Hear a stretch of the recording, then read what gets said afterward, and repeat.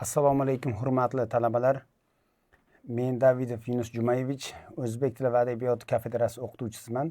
Sizlar bilan o'zbek tili fanidan, demak, ona tilisi o'zbek tili bo'lmagan talabalar uchun, demak, o'zbek tili fanidan orfografiya, imlo qoidalari tavsifi mavzusini ko'rib o'tamiz. Bugungi dars mashg'ulotimiz quyidagi rejalarga asoslanadi. Birinchi rejamiz o'zbek tilining lotin yozuvi imlo qoidalari tavsifi. Ikkinchi rejamiz asos va qo'shimchalar imlosi va nihoyat uchinchi rejamiz qo'shib yozish qoidalari.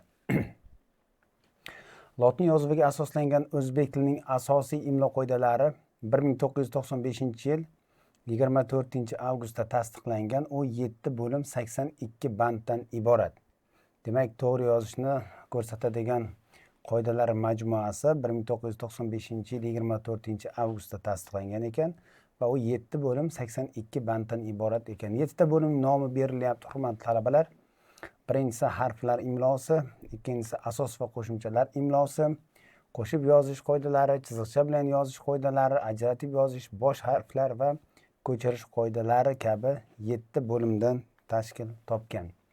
Imlo qoidalarining bo'limlari yana bir bor berildi jadvalda, e'tiborli bo'lamiz.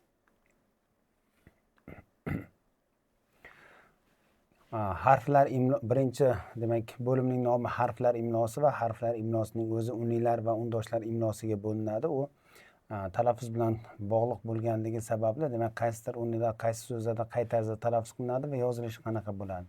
Biz harflar imlosiga to'xtalmadik. Darsimizda ikkinchi bo'lim, ya'ni asos va qo'shimchalar imlosidan boshlaymiz. Demak, qo'shimcha qo'shilishi natijasida so'zda bir qancha fonetik hodisalar kuzatilishi mumkin, bilamiz. Asosga qo'shimcha qo'shilganda tovush tushishi mumkin, ortilishi yoki tovush ortilishi yoki tovush almashinish hodisasi kuzatilishi mumkin va bu fonetik hodisalar deb yuritiladi. Fonetik hodisalardan ayrimlari faqatgina talaffuzda yuz berib, yozuvda aks etmaydi. Ayrimlari esa, demak, talaffuzdagidek yoziladi, ya'ni talaffuzda qanaqa talaffuz qilingan bo'lsa, yozuvda ham xuddi o'sha holatda yoziladi. Ya'ni fonetik hodisalar yozuvda ham aks etadi. Endi qaysi holatda aks etadi va qaysi holatda aks etmaydi, ana shu narsalarni bilib olishimiz uchun albatta imlo qoidalarini yaxshilab bandma-band o'rganib va albatta yozayotganimizda bunga amal qilishimiz talab etiladi. Demak, birinchi qoidamiz a bilan tugagan fe'llarga v, q, q qo'shimchalari qo'shilganda a unlisi o tovushiga aylanadi va xuddi shunday o harfi holatda yoziladi. Masalan, sayla, saylav emas, saylov, bo'ya, bo'yoq, sayra, sayroqi kabi, demak, fonetik hodisa kuzatiladi va yozuvda ham aks etadi. Demak, o'tgan dars mashg'ulotlarimizda ko'rgandik siz bilan fonetik yozuv qoidasi, morfologik yozuv qoidasi kabi yozuv qoidalari, ya'ni tamoyillarning 8 ta turini ko'rib chiqqandik. Demak, agar o'sha tamoyil bo'yicha baho beradigan bo'lsak, birinchi qoidamiz fonetik yozuv qoidasiga muvofiq yoziladi, ya'ni fonetik hodisalardan biri yuz berib, yozuvda ham aks etyapti. Ikkinchi qoidaga e'tibor beramiz. I bilan tugagan fe'llarga v, q qo'shimchasi qo'shilganda i uga aylanadi va xuddi shunday yoziladi. Demak, bunda ham fonetik yozuv qoidasi kuzatiladi. Masalan, sovi, sovuq yoki o'qi, o'quv kabi. Lekin barcha fe'llarda ham o'sha q qo'shimchasi qo'shilganda fonetik hodisa kuzatilmasligi mumkin. Ya'ni i holatda yozilishi ham mumkin. Masalan, og'ri, og'riq, qaviq, qaviq kabi. Demak, i bilan tugagan fe'llarga q qo'shimchasi qo'shilib, demak, so'z yasalganda ba'zan fonetik yozuv qoidasiga muvofiq, ba'zan morfologik yozuv qoidasiga muvofiq yoziladi. E'tiborli bo'lamiz. Navbatdagi qoidamiz, demak, k va q bilan tugagan so'zlarga egalik qo'shimchasi qo'shilganda ba'zida fonetik hodisa kuzatiladi, ba'zida fonetik hodisa kuzatilmaydi. Ya'ni morfologik yozuv qoidasiga muvofiq yoziladi. Ana shuni farqlab olishimiz kerak. K va q bilan tugagan ikki va ko'p bo'g'inli so'zlarga egalik qo'shimchalari qo'shilganda fonetik hodisa kuzatiladi. Masalan, ko'ylak, ko'ylagim, taroq, tarog'im, yumshoq, yumshog'i, bo'yoq, bo'yog'i kabi. Demak, e'tiborli bo'lamiz. K va q bilan tugagan ikki va ko'p bo'g'inli so'zlarga egalik qo'shimchasi qo'shilganda tovush almashinish hodisasi kuzatiladi va yozuvda ham aks etadi. Albatta o'sha fonetik hodisa, ya'ni fonetik yozuv qoidasiga muvofiq yoziladi. va ayrim bir bo'g'inli so'zlarga qo'shilganda ham fonetik hodisani kuzatishimiz mumkin. Bek bega, yo'q yo'qi emas, demak yo'g'i holatda yoziladi. Demak kamdan kam bir bo'g'inli so'zlarda ham bu holatni kuzatishimiz mumkin. Endi ke va q bilan tugagan bir bo'g'inli so'zlarda va ayrim ko'p bo'g'inli so'zlarga egalik qo'shimchasi qo'shilganda hech qanday fonetik hodisa kuzatilmaydi, ya'ni asliga muvofiq morfolog yozuv qoidasiga muvofiq yoziladi. E'tiborli bo'ladigan bo'lsak, demak ke va q bilan tugagan o'z qatlam so'zlar, ya'ni sof o'zbekcha so'zlarga egalik qo'shimchalari qo'shilganda fonetik hodisa kuzatiladi.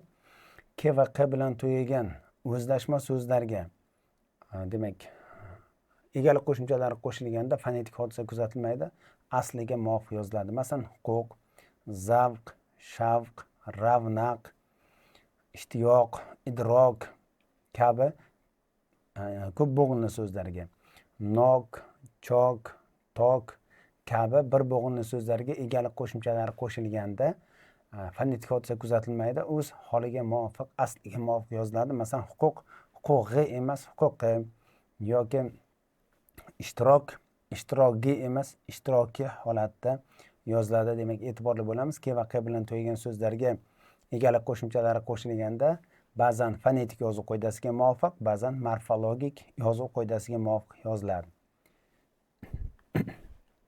Navbatdagi qoidaga e'tibor qilamiz. Demak, ayrim otlarga egalik qo'shimchalari qo'shilganda tovush tushish hodisasi kuzatiladi. Masalan, o'g'il, qorin, burun, singil, ko'ngil kabi demak ikki bo'g'inli so'zlarga egalik qo'shimchalari qo'shilganda tovush tushish hodisasi kuzatiladi va xuddi shunaqa yoziladi. O'g'lim, singlim, ko'nglim, burnim kabi. Ayrim fe'llarga, ya'ni ayr fe'liga il nisbat, ya'ni o'zlik nisbatining shakli qo'shilganda tovush tushish hodisasi kuzatiladi va xuddi shunday yoziladi. Masalan, qayrildi, ayrildi. Qayir asos il qo'shilishi natijasida qayrildi bo'lib tovush tushyapti va xuddi shunaqa yoziladi. Bundan tashqari jamlovchi son shakllari, ov, ala, ovlon qo'shimchalari unli bilan tugagan son asosiga qo'shilganda 2, 6, 7 kabi son asosiga qo'shilganda tovush tushadi va xuddi shunday yoziladi. Masalan, oltov, ikkov, yettalasi kabi demak fonetik yozuv qoidasiga muvofiq yoziladi.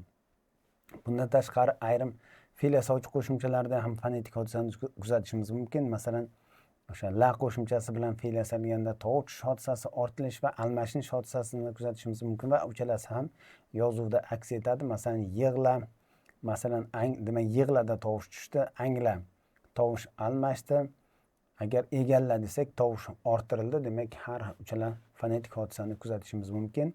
Ay qo'shimchasi bilan ayrim fe'llar yasalganda tovush tushish hodisasini kuzatishimiz mumkin. Bunda ham masalan ulug' asos ayni qo'shsak ulg'ay, ya'ni ulug'ay emas, ulg'ay bo'ladi va xuddi shunday yoziladi. Navbatdagi qoidaga e'tibor qaratamiz, hurmatli tinglovchilar. U, bu, shu, o'sha olmoshlariga da, dan, day, dagi, dek, gacha kabi qo'shimchalar qo'shilganda bitta ne tovushi ortadi va xuddi shunday yoziladi, ya'ni bu ham fonetik yozuv qoidasiga muvofiq yoziladi. Masalan, buday emas, bunday, shu aqa emas, shunaqa kabi demak tovush orttirish hodisasi yuz beradi. Bundan tashqari o'sha mavjud keltirilgan olmoslarga egalik qo'shimchalar qo'shilganda ham tovush orttirish hodisasi kuzatiladi va xuddi shunday, ya'ni fonetik yozuv qoidasiga muvofiq yoziladi. Masalan, shunisi, bunisi, o'shanisi kabi. Navbatdagi qoidaga e'tibor qaratamiz. Parvo, obro', avzo, mavqe, mavzu so'zlariga egalik qo'shimchalari qo'shilganda bitta ye tovushi ortadi va xuddi shunday yoziladi. Demak, parvoim emas, parvoyim, mavqeim emas, mavqeim, avzoyim kabi demak tovush ortilish hodisasi kuzatiladi va bu yozuvda ham aks etadi. Navbatdagi qoidaga e'tibor beramiz.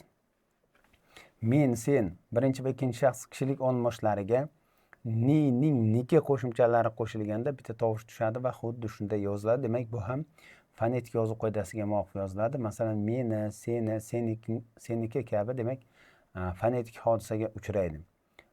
Demak, bundagi senidagi tushum kelishiga emas, tushum kelishiga, ya'ni egalik shakli emas, sen plus ni aslida yoki men plus ning, demak mening, sening kabi demak tovush hodisasi kuzatiladi va yozuvda ham aks etadi. Navbatdagi qoida bon, boz qo'shimchalari doim morfologik yozuv qoidasiga muvofiq yoziladi, ya'ni asliga muvofiq yoziladi. Bunda fonetik hodisa kuzatilmaydi. Ba'zida buni von tarzida talaffuz qilishimiz mumkin, lekin yozayotganda albatta bon, boz holatda yozamiz. Masalan, dorvoz emas, dorboz, masqaravoz emas, masqaraboz kabi, demak, asliga muvofiq yoziladi. Vachcha qo'shimchasi ham xuddi shunaqa vachcha holatda yoziladi. Demak, bunda vachcha holatda emas, v holatda yoziladi. Masalan, amakivachcha, xolavachcha kabi. Navbatdagi qoidaga e'tibor qaratamiz. O'rin payt kelishiga da, chiqish kelishiga dan va o'tgan zamon shakli di, da, dan, di qo'shimchalari har doim demak morfologik yozuv qoidaga muvofiq yoziladi, ya'ni asliga muvofiq yoziladi. Ba'zida ta, tan, ti holatda, ya'ni asosan jarangsiz undosh bilan tugagan so'zlarga qo'shilganda tatanti holatda talaffuz qilinishi mumkin, lekin yozayotganda albatta aslini saqlagan holatda yoziladi, ya'ni da, dan, di holatda yoziladi. Masalan, ishda emas, ishda, ketdi emas, ketdi yozayotganda, demak, aslini saqlab yozamiz. Navbatdagi qoidaga e'tibor qaratamiz. Taqlid so'zlardan fe'l yasovchi illa qo'shimchasi asosida v yoki u unnisi bo'lgan so'zlardan fe'l yasaganda, demak, illa, ulla tarzida aytiladi va xuddi shunday yoziladi. E'tiborda bo'lamiz. Demak, har doim ulla tarzida yozilmaydi. Agar asosida u yoki v tovushlari bo'lsa, ulla tarzida aytiladi va xuddi shu holatda yoziladi. Masalan, shov illa emas, shovulla. Nega deganda asosida v bor. Yoki gurs illa deb yozsak xato bo'ladi. Yangi imlo qoidalariga ko'ra, demak, gursilla emas, gursulla. Sababi asosida u bor. Gub illa emas, gub ulla bo'lish kerak. Demak, asosida u unnisi bor. Demak, u unnisi va v undoshi bo'lgan so'zlardan, taqlid so'zlardan illa bilan fe'l yasalganda fonetik yozuv qoidasiga muvofiq yoziladi va illa ullaga o'zgaradi. Boshqa taqlid so'zlardan illa bilan fe'l yasalganda esa fonetik hodisa kuzatilmaydi. Demak, morfologik qoidaga muvofiq yoziladi. Masalan, chir illa yoki tiqilla kabi yoki taqilla kabi morfologik yozuv qoidasiga muvofiq yoziladi. Navbatdagi qoidaga e'tibor qaratamiz. Jo'nalish kelishi qo'shimchasi ga, gacha qo'shimchasi, demak, o'rin belgisi shakli ravishdoshning gach, guncha, gani, gudek shakllari, sifatdoshning gan shakli, o'tgan zamon shakli, sof fe'lning o'tgan zamon shakli gan va gina qo'shimchalari, umuman g bilan boshlanuvchi qo'shimchalari ga, gach, guncha, gancha, gani kabi g bilan boshlanuvchi qo'shimchalar 3 xil talaffuz qilinadi va 3 xil yoziladi. E'tiborda bo'lamiz. K bilan tugagan so'zlarga qo'shilganda k tarzida talaffuz qilinadi. Ular ham q bilan tugagan so'zlarga q tarzida, boshqa har qanday holda qanday talaffuz qilinishidan qat'iy nazar asliga muvofiq yoziladi. Masalan, o'tgan yoki o'sgan, demak, yozayotgan talaffuzda ba'zan o'tgan yoki o'sgan deb talaffuz qilishimiz mumkin, lekin albatta o'tgan va o'sgan deb yozishimiz kerak. Faqatgina k bilan tugasa kan holatida, q bilan tugasa qan holatida. Masalan, chiqqan emas, chiqqan, o'tgan yoki qishloqqa, terakka kabi, demak, 3 xil aytiladi va xuddi shunday yoziladi.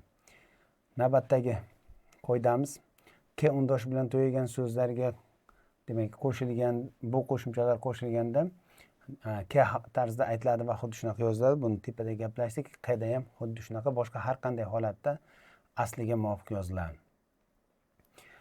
Navbatdagi qoidamiz qo'shib yozish qoidalari. Demak, quyidagi holatda so'zlarni qo'shib yozishimiz kerak. Birinchisi, xona, noma, poya, bob, umumbaxsh kabi so'zlar bilan kelsa, albatta qo'shib yozishimiz kerak. Masalan, oshxona yoki bedapoya desak, albatta qo'shib yozishimiz kerak. Ikkinchisi, armas bilan yasalgan so'zlarni albatta qo'shib yozishimiz kerak. Masalan, mol boqar yoki qushqo'nmas. Agar qushqo'nmasni ajratib yozib qo'ysak xato bo'ladi. Armas bilan yasalsa albatta qo'shib yozilishi kerak. Takroriy taqlid so'zlariga qo'shimcha qo'shilish natijasida yasalgan so'zlar ham qo'shib yoziladi. Masalan, sharshara, qahqaha kabi.